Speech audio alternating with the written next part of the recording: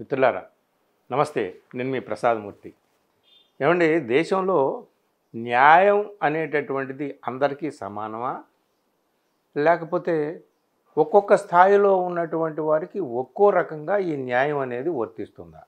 ఈ ప్రశ్న ఎందుకు వేస్తున్నాను అంటే, మీకు తెలిసే ఉంటుంది, ఇన్ని రోజులుగా మార్చి 14వ తేదీ నుంచి ఈ 12 రోజులుగా జరుగుతున్న తతంగం దేశంలో ఏమిటాయా అంటే, ఒకే ఒక్క విషయం మీద అందరూ కూడా దృష్టి పెట్టారండి. ఏంటది? Delhi high court judge justice Yashwant Varma ఆయన ఇంట్లో అగ్ని ప్రమాదం జరిగింది.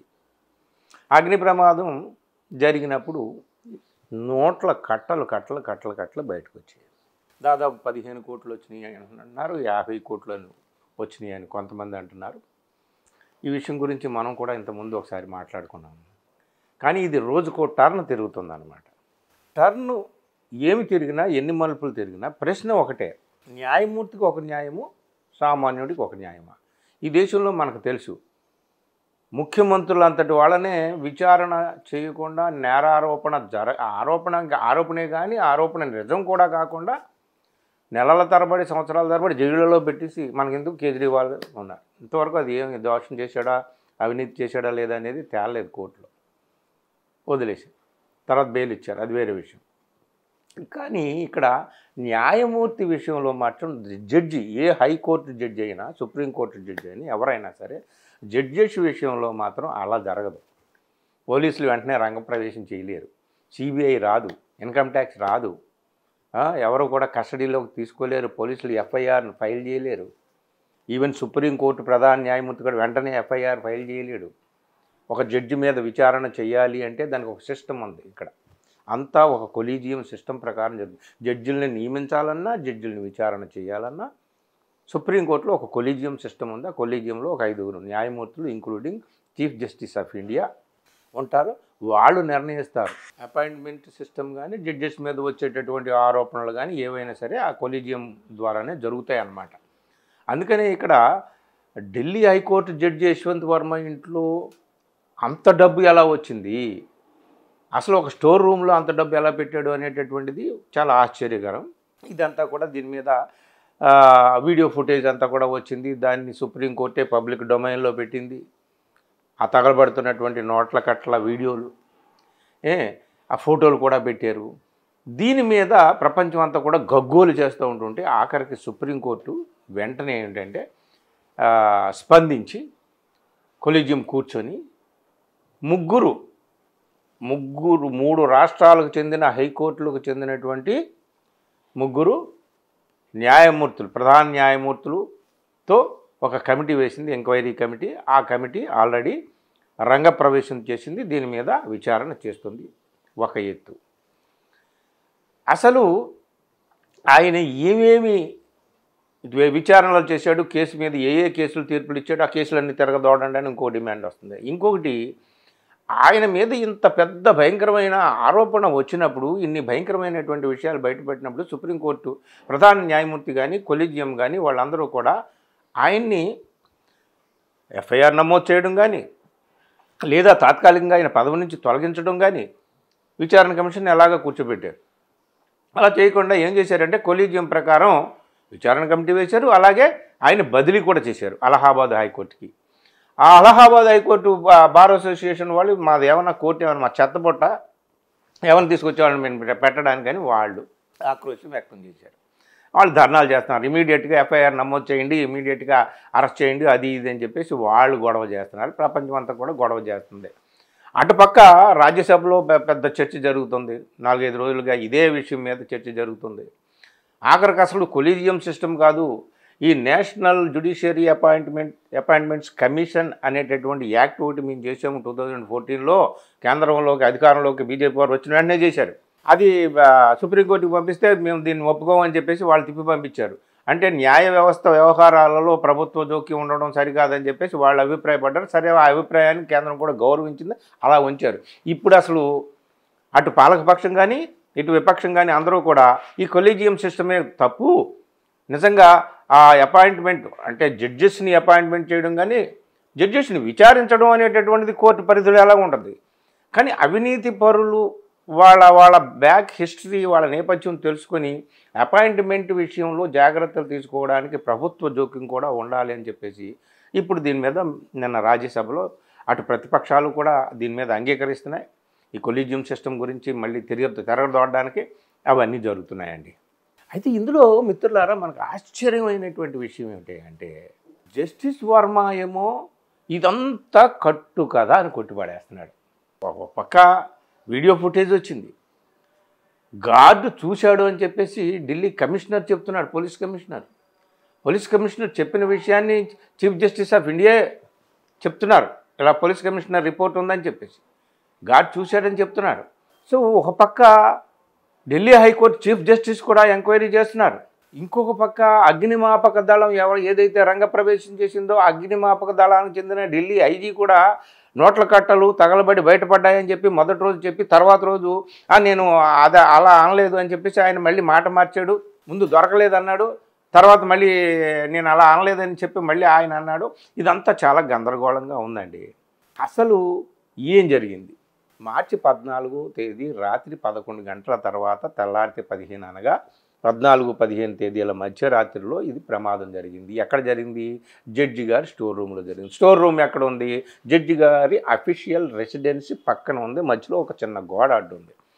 జడ్జి గారి వాదన ఏమిటంటే, నేను నా భార్య ఇద్దరం కూడా ప్రయాణంలో ఉన్నాం, ఎక్కడో దూరంగా ఉన్నాం, ఇంట్లో నేను లేను ఆ అగ్ని ప్రమాదం జరిగినప్పుడు. ఇంకొకటి మా కూతురు ఉంది, మా సెక్యూరిటీ సిబ్బంది ఉన్నారు, అంతా ఉన్నారు. కానీ వాళ్ళకి ఎవరికి కూడా ఇదిగో ఈ అగ్నిమాపక దళం వాళ్ళు చూపించలేదు. ఇలా కాలిన నోట్ల కట్టలు వచ్చినాయి, ఏమిటి మీరు చూడండి అని చెప్పి మా ఇంట్లో పని వాళ్ళని కానీ మా కూతురికి కానీ చూపించలేదు. నేను తిరిగి వచ్చాను మర్నాడు సాయంత్రం, నాకు కూడా చూపించలేదు. వర్మ గారు ఆయన ప్రకటన అన్నమాట, మేము చూడలేదు. సో మా ఇంట్లో వాళ్ళు చూడలేదు, మా గార్డులు చూడలేదు, నాకు చూపించలేదు. అసలు ఇదంతా కూడా కట్టు కదా, అసలు నోట్ల కట్టలే తగలబడలేదు, అసలు నోట్ల కట్టలే లేవు అని చెప్పాడు. ఇంకోటి ఏం చెప్పాడు అంటే, దీంట్లో ఏదో పెద్ద కాన్స్పిరసీ ఉంది, కుట్ర ఉంది నన్ను ఇరికించడానికి అని చెప్పేసి ఆయన పెద్ద ఆరోపణ చేస్తున్నాడు అనమాట. ఏమిటంటే ఆ స్టోర్ రూమ్కి అసలు మేము తాళము వెయ్యము అనేటటువంటి ఒక చిన్న పాయింట్ దగ్గర ఆయన ఏం చెప్తున్నాడు అంటే, మేము తాళం వేయము, ఎవరైనా వెళ్తారు వస్తారు పనివాళ్ళు స్వేచ్ఛగా, సో అక్కడ ఎవరైనా పెట్టవచ్చు, ఏదైనా చేయొచ్చు అని చెప్పేసి ఆయన వాదన. అంటే తాళం వేయలేదు కాబట్టి ఆ స్టోర్ రూమ్లోకి ఎవరికైనా ఎంట్రీ ఉంటుందని చెప్పడం ద్వారా ఆయన ఏం చెప్తున్నాడంటే, ఎవరైనా నోట్లు కట్టలు పెట్టవచ్చు అని చెప్పొచ్చు. అసలు నోట్లు కట్టలే లేవు, ఇదంతా కట్టు కదని కూడా ఆయన చెప్తున్నాడు.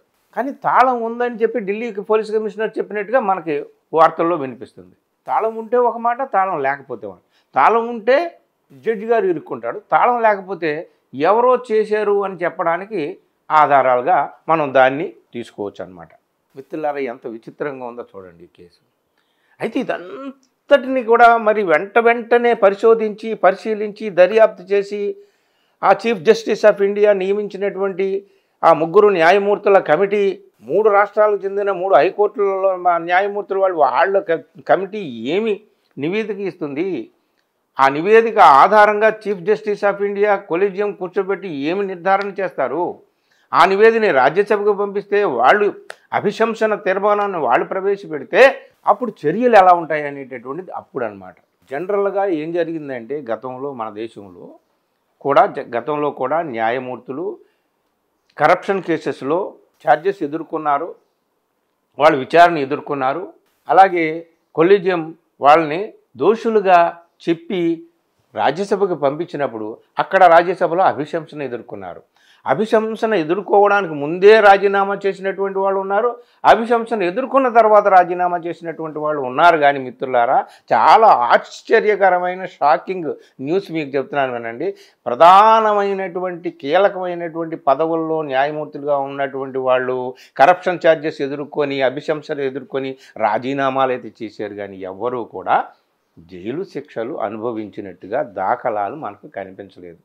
మొత్తం అంతా కూడా మనం రీసెర్చ్ చేసి ఎంత వెదిగినా సరే, ఏదో చిన్న చేతగా జ్యుడిషియరీ అఫీషియల్స్, ఏవో అక్కడక్కడ చిన్న మ్యాజిస్ట్రేట్లుగా ఉన్న, ఏదో డిస్ట్రిక్ట్ మ్యాజిస్ట్రేట్లుగా ఉన్న వాళ్ళు ఏదో చిన్న చితక శిక్షలు అనుభవించారేమో. కానీ పెద్ద వాళ్ళు, ఇందులో అవినీతి ఆరోపణలు ఎదుర్కొన్నటువంటి వాళ్ళు, అభిశంసన కూడా ఎదుర్కొన్నటువంటి వాళ్ళు రాజీనామాలు చేశారు కానీ శిక్షలు అనుభవించలేదు. అంటే మనకు ఒక ప్రశ్న ఉదయిస్తున్నది ఏమిటయ్యా అంటే, న్యాయమూర్తికి ఒక న్యాయము, మనకొక న్యాయమా, సామాన్యుడికి ఒక న్యాయమా అనేటటువంటిది. ఏది ఏమైనా ఈయన విషయంలో, జస్టిస్ యశ్వంత్ వర్మ విషయంలో ఆయన చెబుతున్నది నిజమా? చెప్పలేము. ఈ దేశంలో ఏదైనా జరగవచ్చు. ఆయన ఏవేవో తీర్పులు ఇచ్చుండొచ్చు. ఆయన తీర్పులు నచ్చక ఆయన మీద పగబట్టి కక్షతో ఎవరైనా ఆయన్ని ఇరికించడానికి కుట్రపూరితంగా ఈ విధమైనదంతా కూడా డ్రామా చేశారా అనేది మనకు తెలియదు. కానీ ఈ మొత్తం దర్యాప్తు జరుగుతున్నటువంటి ఈ సంధి కాలంలో ఇంక ఎన్ని డ్రామాలు, ఇంకెన్ని మలుపులు జరుగుతాయో తెలియదు. ఆయన పాలుగడిగినటువంటి న్యాయమూర్తిగా బయటపడతారా, పాపాత్ముడిగా బయటపడతాడా మనకు తెలియదు. ప్రస్తుతానికి ఆయన ఏంటంటే, నాకు ఏ పాపము తెలియదు, అసలు ఆ స్టోర్ రూమ్లో తాళం కూడా వెయ్యము, ఇదంతా కూడా ఏదో మాయలాగా ఉంది, మాకేం తెలియదు అంటున్నాడు. ఇంతకీ మరి న్యాయం ఏంటి? ఇంకొకటి ఏమిటంటే, అసలు కొలీజియం సిస్టమ్ ఏమిటి? న్యాయమూర్తులను నియమించాలంటే సుప్రీంకోర్టు ప్రధాన న్యాయమూర్తితో పాటు ఇతర న్యాయమూర్తులు 5గురు కూర్చొని ఆ కొలీజియం ద్వారా నియామకాలు జరుగుతాయి. సో నియామకాలు జరగకూడదు, అలా జరగకూడదు, ఇలా జరగకూడదు, ఇక మనం చట్టం ప్రకారం చేద్దామని చెప్పేసి ఇప్పుడు గవర్నమెంట్ అనుకుంటుంది. సరే వీళ్ళు ఏం చేస్తారు ఏమిటైనా మనకు అనవసరం. కానీ అసలు ఏమిటి అత్యున్నతమైన న్యాయ పదవుల్లో ఉన్నటువంటి వాళ్ళకి ఒక రకమైన న్యాయం, సామాన్యుడికి ఒక రకమైన న్యాయమా ఏమిటి, ఏం జరుగుతుంది అనేటటువంటిదే కీలకమైనటువంటి అంశం అన్నమాట. దర్యాప్తులు ఏం తేలుతుంది, అసలు ఆ పోలీసులు ఏం చెబుతున్నారు, అగ్నిమాపక దళం ఏం చేసింది, అసలు ఇవంతా కూడా వీడియో తీసింది అసలు 4 నోట్ల కట్టలు కాలుతున్న నోట్ల కట్టలు తీసిన వీడియో జస్టిస్ వర్మ ఈ స్టోర్లో అగ్నిమాపక దళం చేసినటువంటి వీడియోనా, లేకపోతే బయట ఎక్కడో తీసిన వీడియో ఎక్కడ తీసినట్టుగా చెప్తున్నారా ఏమిటి అనేటటువంటిది, అసలు ఆ వీడియో ఎవరు తీశారనేది కూడా, వీడియో ఎలా బయటకు వచ్చింది అనేది కూడా తెలియదు మనకి. పోలీసులు మొదట ఎందుకు రంగప్రవేశం చేయలేదు, పంచనామా ఎందుకు చేయలేదు, అసలు ఈ విషయాలు ఏమీ తెలియవు. ఇందులో చాలా అన్నీ అపసవ్యంగా ఉన్నాయన్నమాట. నిజ నిర్ధారణ జరిగితే తప్ప మనకు తెలియదు. ఏదేమైనా మిత్రులారా, న్యాయమూర్తులు పెద్ద పెద్ద అవినీతి ఆరోపణలు ఎదుర్కొన్నారు, కానీ శిక్షలు అయితే ఎదుర్కొన్నట్టు దాఖలాలు అయితే మనకు లేవు. మరి ఈ సిస్టమ్ మారుతుందా, ఈ దేశంలో న్యాయం అందరికీ ఒకటే అనేటటువంటి మాట నిజంగా ఆ మాట ప్రాణం పోసుకుంటుందా ఏమిటి అనేటటువంటిది చూడాలి. ఈ కేసు విషయాలు ఏం జరుగుతాయి ఏమిటో అనేది. Thank you.